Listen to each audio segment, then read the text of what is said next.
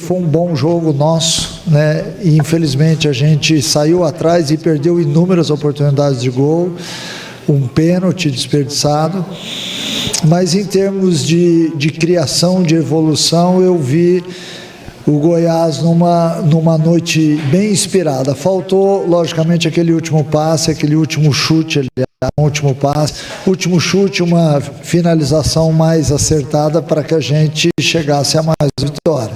Sobre o árbitro, todos os jogos que nós temos feito em casa, as equipes vêm para cá para realmente não deixar o jogo fluir, né? Então, esse eu acho que é um ponto que a arbitragem tem que ficar atenta. Toda hora o jogo para, né? E o árbitro, ele hoje adotou uma postura de marcar as faltas e tudo mais. Então, o Remo fez o gol cedo e acabou, de certa forma, tendo controle nesse sentido, de parar o relógio toda hora, de parar o jogo, enfim. Esse lance específico do pênalti fica difícil, eu ainda não vi os lances. De onde eu estava ali, eu ouvi algumas pessoas dizendo que acharam que foi pênalti, né? Mas eu ainda não tive a certeza. O outro pênalti, é claro, a bola bate na mão, deu para ver até no telão, enfim, né? Eu acho que o mais importante é que a gente feche o primeiro turno com uma pontuação que nos dá a chance de ganhar simbolicamente, óbvio, esse título do primeiro turno, mas sabendo que tem muita coisa ainda para ser feita no segundo. Mancini, Caio Bonifo da Rádio Bandeirantes. Nos últimos jogos do Goiás no estádio Elê Pinheiro, é claro, por jogar em casa o Goiás se lança muito ao ataque, e o que a gente percebe é contra o Atlético, contra o Criciúma, hoje muito espaço nos lados, né? O Goiás acaba recebendo muito perigo com contra-ataques pelos lados do campo. Os laterais sobem, às vezes fica marcando em linha, às vezes o Gonzalo não abre ali no lado do campo. Queria que você avaliasse um pouquinho essa situação nesses últimos jogos aqui no estádio Elê Pinheiro. Olha, eu tenho uma parte do jogo, metade do jogo eu estou ali vendo exatamente isso, vendo a linha, e realmente isso tem acontecido. O nosso time é um time que busca o gol incessantemente, é um time que joga para frente, que joga com as linhas altas, teve inúmeras oportunidades de gol, nós tivemos 29 oportunidades de gol, isso é muita coisa para um jogo de futebol, mas corre riscos, essa é a verdade, e vai continuar correndo a partir do momento em que, por exemplo, os atletas não se acostumarem com a entrada de alguns atletas que estão jogando hoje. Por exemplo, o Moraes é um lateral ofensivo, né? O Lepo é um lateral ofensivo também. Então nós temos que ter um equilíbrio nisso daí, entre a subida de um, a subida do outro. Nós não podemos subir com os dois jogadores, com os meias, com o volante, porque logicamente a gente vai deixar espaços atrás. O Remo veio, e eu abordei isso antes do jogo, que a estratégia do Remo era uma equipe que ia tentar ter a posse de bola baixa para atrair o nosso time, para tentar jogar nas costas da nossa linha de zaga. Por quê? Porque eles têm jogadores que fazem bem isso daí. O Pedro Rocha é um especialista nisso, o Marrone também o Janderson, que entrou no segundo tempo, também mas quando a gente começa perdendo o jogo, porque até a gente tomar o gol do Remo, nós tínhamos todas as ações do jogo, e a equipe vinha muito bem equilibrada. A gente perde uma bola e automaticamente essa bola é lançada para o Pedro Rocha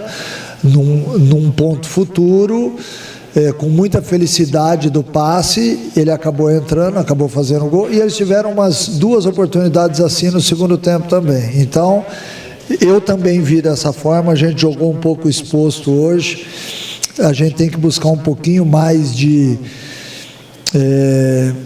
aproximação para que isso não ocorra, mas ao mesmo tempo eu tenho que admitir que uma equipe ofensiva vai correr riscos, né?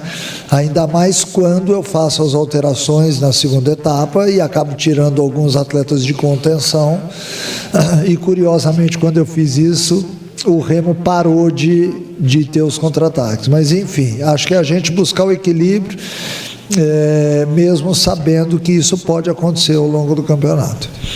Mancini, eu gostaria que você falasse um pouco sobre esse lance capital do jogo, né, que foi o pênalti ali que o goleiro Rangel acabou defendendo.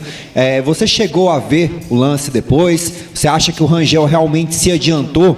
E o Tadeu, ele segue prestigiado como cobrador oficial de pênalti do Goiás, que parece que teve até uma indecisão ali entre ele e o Rato.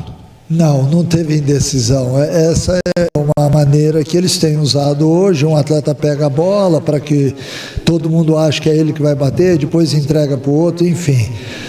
O Tadeu segue como batedor de pênalti.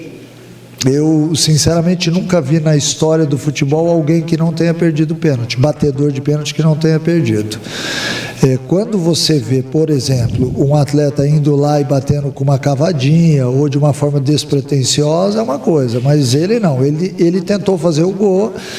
Aí teve méritos também do Rangel. Eu vi uma foto, eu não vi o lance ainda, mas eu vi uma foto que dá a impressão que ele tira os 2 pés da linha e que o pênalti deveria ter voltado. Mas são lances que, assim, logo após a partida fica difícil a gente pontuar com certeza. Eu teria que ver, analisar, ver por vários ângulos para ter certeza aqui na minha resposta.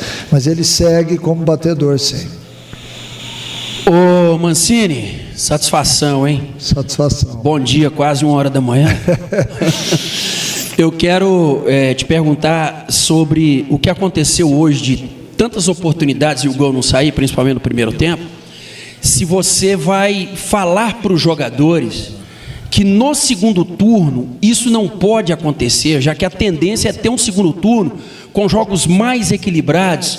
Nesse primeiro turno foram pouquíssimas goleadas. O que aconteceu ontem no Avaí e Botafogo foi uma exceção. Então eu te pergunto, você vai cobrar ou pedir mais capricho nas finalizações? Teve aquele lance do Jajá para o Anselmo Ramon, poderia finalizar, voltou para o Jajá e não saiu o gol. Então serve de cobrança para o segundo turno criar e fazer?